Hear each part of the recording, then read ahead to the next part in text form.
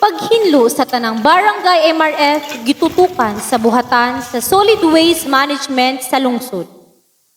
Ang mga personahe sa solid waste management ning lungsod sa Mahinog padayon ang pagpanghakot sa mga nagtipon og napasagdan nga wala ma-segregate nga basura sa mga barangay material recovery facilities. Apan human niini ang naasoing buhatan nagpasabot nga ang mga garbage collector sa lungsod dili na mokuha og basura nga wala gisegregate sa barangay material recovery facility, panimalay og negosyo.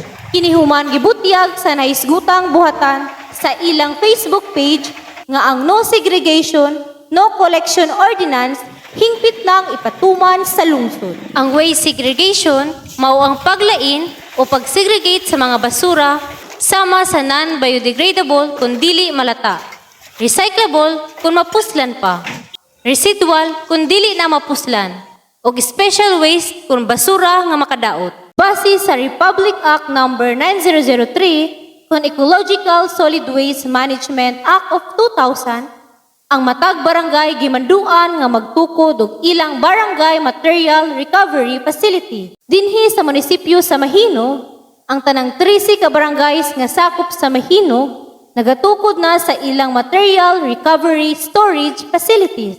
Dinhi ibutang sa mga residente ang mga mapuslan pa nga basura kung recyclable waste, sama sa mga lata, puthaw, botilya, plastic bottles ug uban pa. Kini kolektahon sa atong garbage collection team sa munisipyo ug dalhon ngadto sa atong municipal material recovery facility aron himuon ang tukmang lakang sa pag-recycle niini.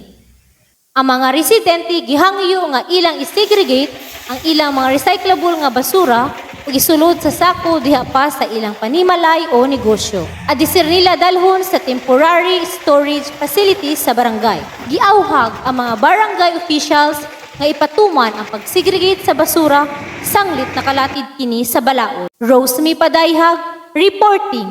Inyo namo ang mga residente sa barangay, ang inyong mga basura isegregate daan kanang mapuslan pa kaya ilapay din sa MRF.